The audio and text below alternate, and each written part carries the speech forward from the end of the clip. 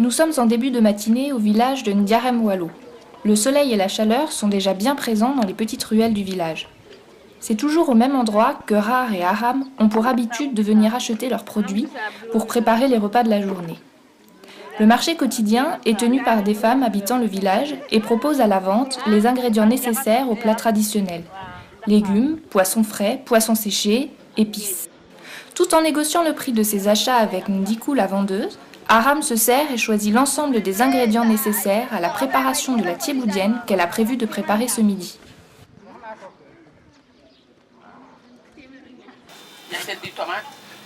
Aram complète ses achats dans une des boutiques du village. Dans ces petits commerces, les habitants peuvent acheter de la nourriture, des outils, des cartes de crédit pour leur téléphone portable et divers articles, tous plus différents les uns des autres. Les échanges avec le vendeur sont empreints de cette chaleur habituelle dans la façon d'être de Aram.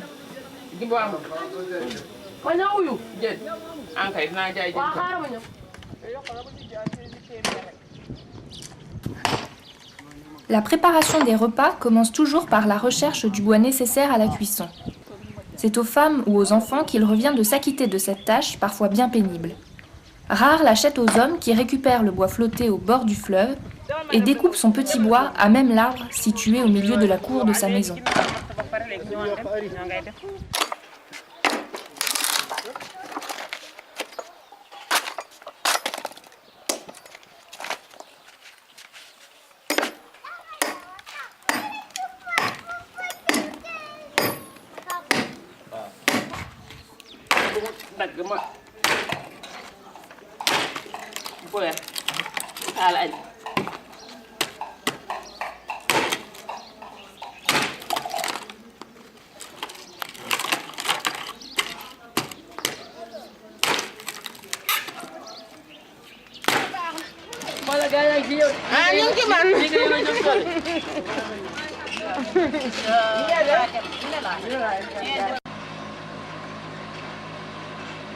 Ce matin, Oulimata nous emmène dans un de ses champs, accompagnée par sa petite fille venue observer et apprendre le travail de sa grand-mère.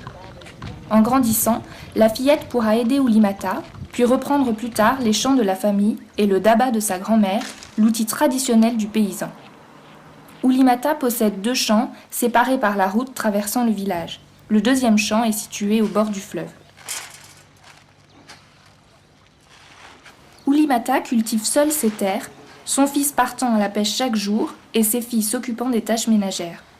Dans le champ qu'elle nous présente, Oulimata cultive le bissap blanc, le gombo, la patate, de belles courges, du piment. Le champ situé au bord du fleuve est propice à la culture de la patate douce.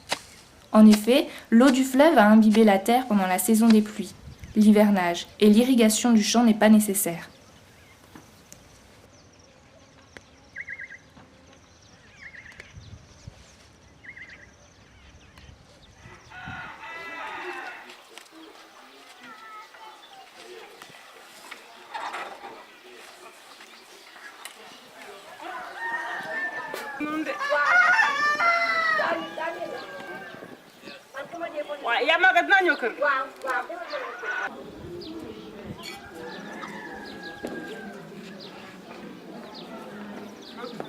Ce matin, Rar attelle un des 2 ânes de la famille.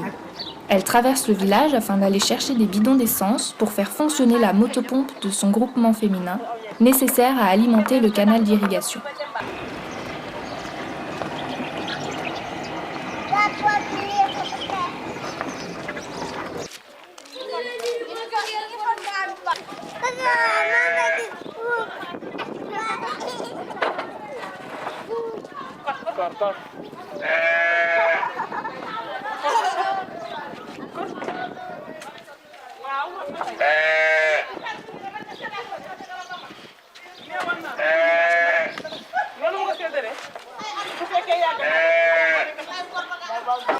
Rar est mère de 5 enfants. Elle a 3 filles et 2 garçons. Sa fille aînée est scolarisée en 5e au collège de Gaé. Lorsqu'elle n'est pas au collège, elle aide sa maman dans les tâches ménagères. Les autres enfants fréquentent l'école primaire du village. Ces journées sont rythmées par l'entretien de la maison, la préparation des repas, les différentes tâches qui incombent aux femmes. Ces activités ne lui permettent pas de partager autant de moments qu'elle le souhaiterait avec sa famille.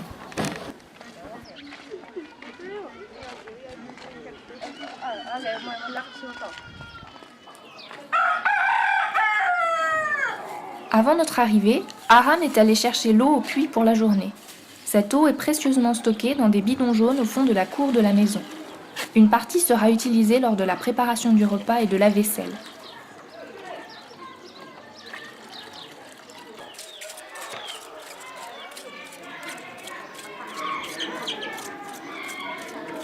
Au milieu de la cour de sa maison, entouré de ses poules, Aram s'attelle à une activité lui permettant de recevoir un petit supplément de revenus pour sa famille. Aram remplit des sachets d'eau qu'elle placera ensuite dans son congélateur. La glace sera vendue 100 francs, soit 15 centimes d'euros, achetée par les familles du voisinage et surtout par les pêcheurs qui s'en servent pour conserver le poisson.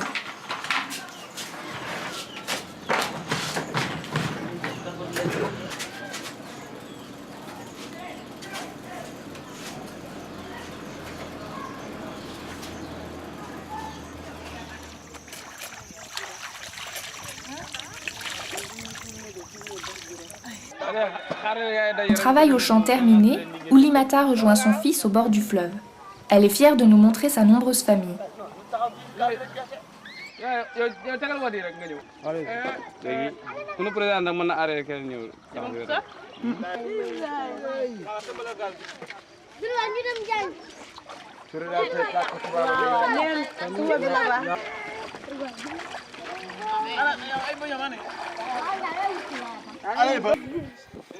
Le poisson est la principale source de protéines animales dans l'alimentation des habitants du village. Une partie des poissons seront vendus ou consommés frais, mais faute de moyens de conservation, la plus grosse partie de la pêche sera préparée avec dextérité par Oulimata et ses filles ou petites filles avant d'être mise à sécher au soleil. Le poisson sec, indispensable à une bonne thiéboudienne, sera alors vendu au marché.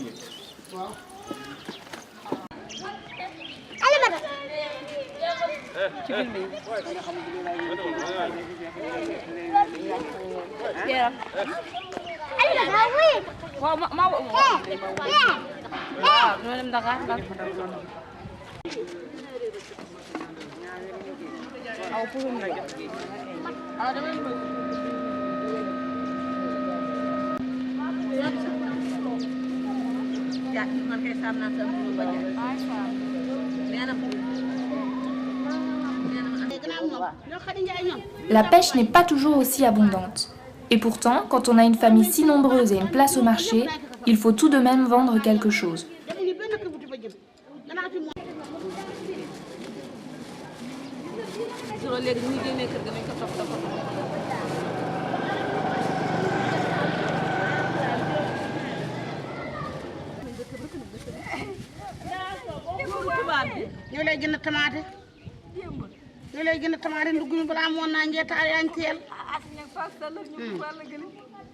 Aujourd'hui, Ndiku vend du concentré de tomates qu'elle détaille dans des petits sachets. Cette activité intéresse énormément sa petite fille.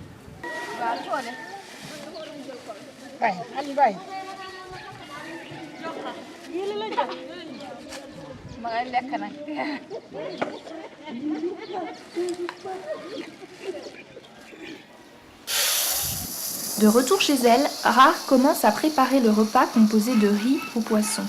Elle débarrasse le riz de ses dernières impuretés en le transvasant d'un plat à l'autre.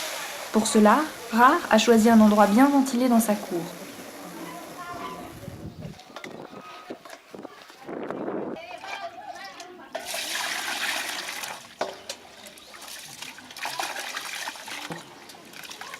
Le riz est ensuite lavé plusieurs fois et soigneusement égoutté. L'eau récupérée sera alors donnée aux 2 ânes de la maison.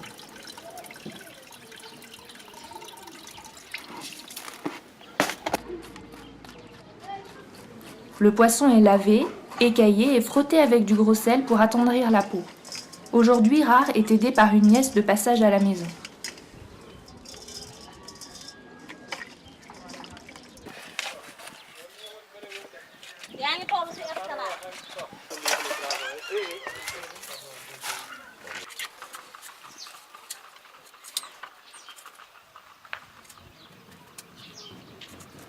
C'est le moment d'allumer le feu.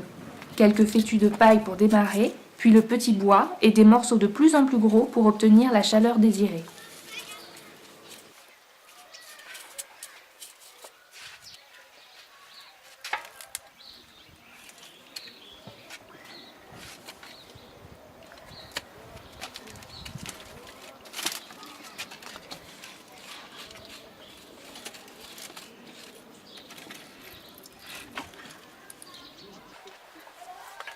Une bonne quantité d'huile, environ 1,5 litre, est nécessaire pour les 5 kg de riz.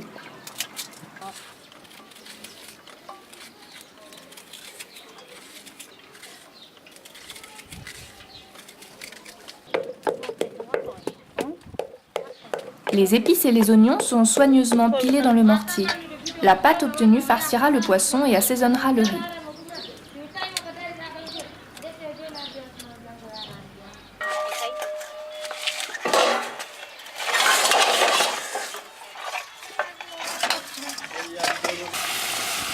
Le poisson est d'abord frit quelques minutes dans l'huile bouillante, puis les ingrédients seront ajoutés dans un ordre très précis.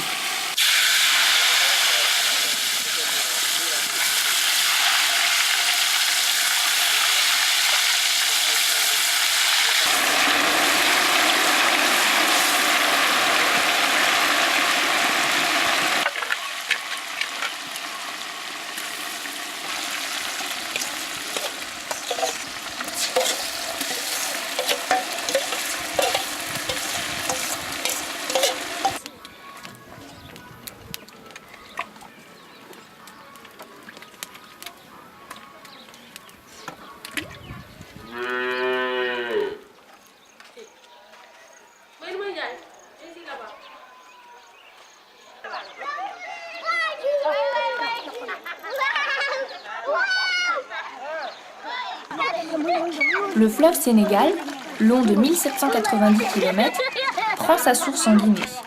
Il traverse le Mali, puis la Mauritanie et le Sénégal, servant de frontière entre ces deux pays avant de se jeter dans l'océan Atlantique à Saint-Louis. Tout le village vit à son rythme lent et majestueux. C'est plutôt en fin de journée qu'Aram se dirige vers le fleuve pour faire la lessive. C'est d'un geste assuré et avec une technique bien rodée qu'elle lave le linge de toute la famille. Sur la berge du fleuve se rencontrent les enfants qui font leur toilette ou s'amusent après l'école, les hommes qui partent ou reviennent de la pêche et les femmes qui font la lessive ou la vaisselle.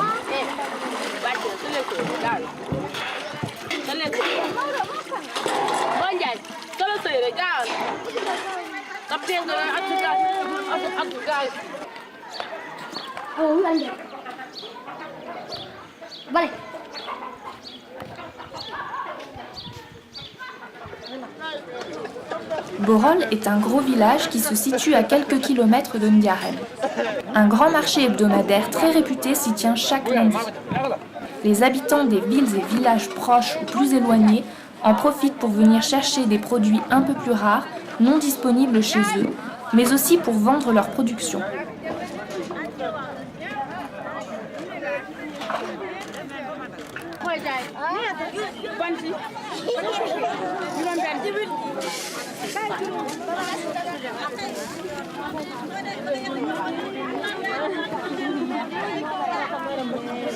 Dès 6 heures du matin, alors que le marché est encore peu fréquenté et que les marchands de vêtements installent leur stand, Oulimata propose déjà à la vente ses légumes, ses poissons frais et séchés. Elle organise son étal et regroupe ses poissons secs par taille pour en faire des lots. Peu à peu, le marché va s'animer et il deviendra compliqué de circuler dans ces allées enchevêtrées.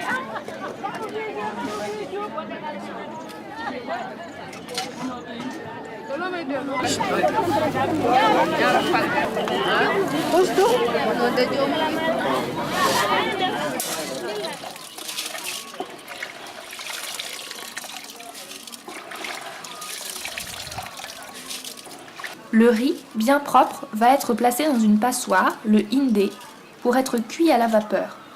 Rar ajuste la température en retirant les gros morceaux de bois qu'elle éteint tout de suite dans le sable.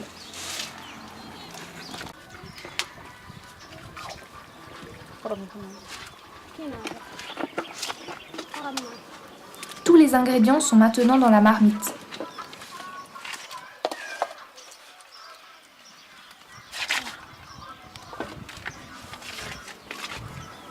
Avec des gestes précis pour ne pas se brûler, Rar place des bandes de tissu qui garderont la vapeur sous le riz.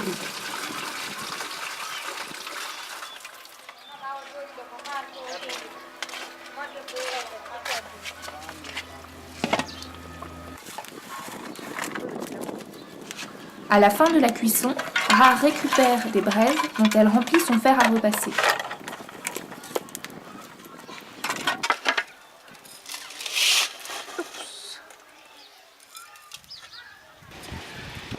Après une demi-heure de cuisson, le riz est mélangé au bouillon avec les légumes et le poisson.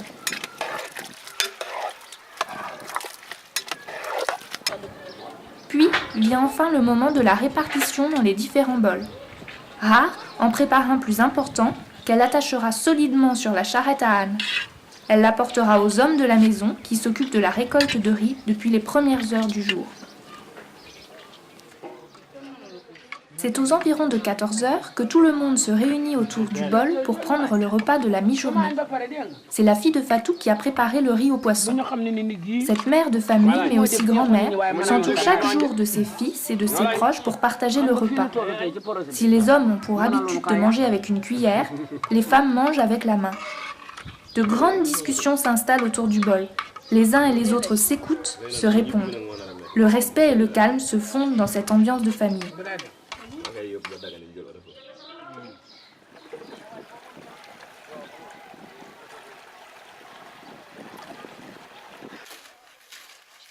Au mois de novembre, la culture de la patate douce peut reprendre. Après avoir nettoyé le canal d'irrigation, la motopompe qui vient d'être réparée est remise en marche. Rar, Aram et Fatou louent chacune une parcelle de champ et après avoir payé l'eau, l'engrais, les plants de patates et contribué à l'essence de la motopompe, elles espèrent que la récolte sera bonne et les ventes assez importantes pour en retirer un bénéfice.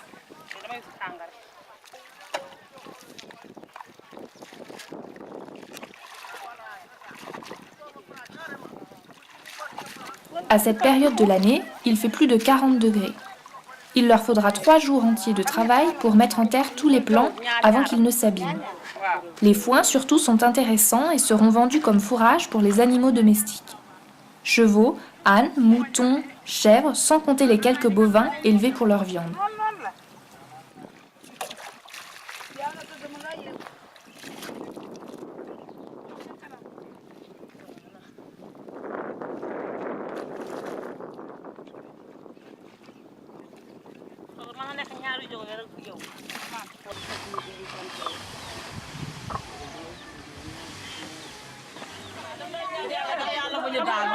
Fatou et Aram participent à l'un des groupements de femmes du village.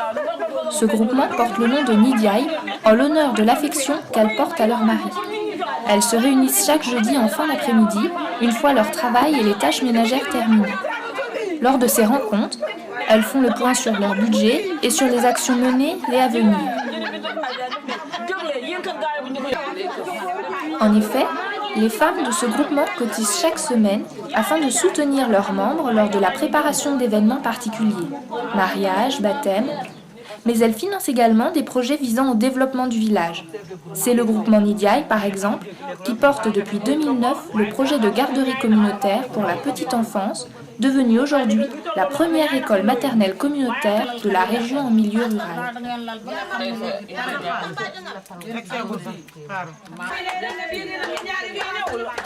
Une fois les comptes effectués, la bonne humeur et la joie se font ressentir et le travail laisse place à la danse et au rire.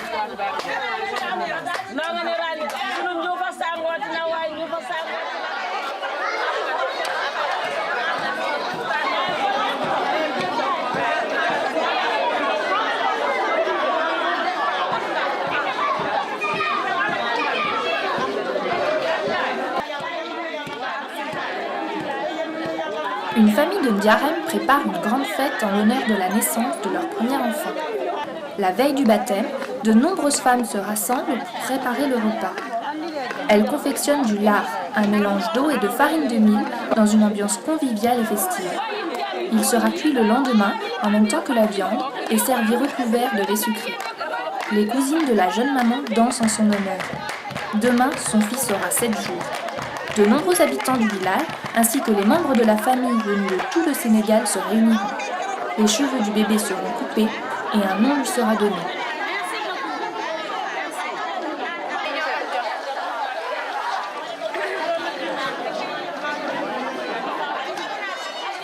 Depuis 10 heures du matin, la musique résonne dans les rues du village en effervescence.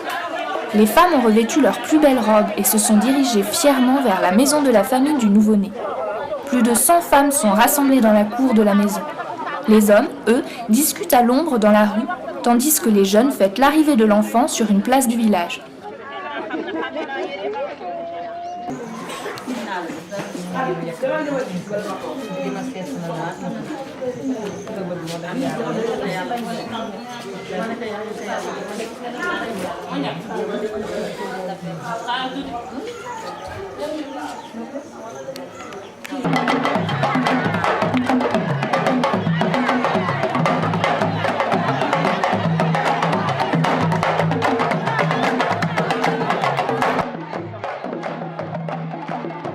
L'arrivée des cadeaux et de la viande annonce le début des festivités du baptême.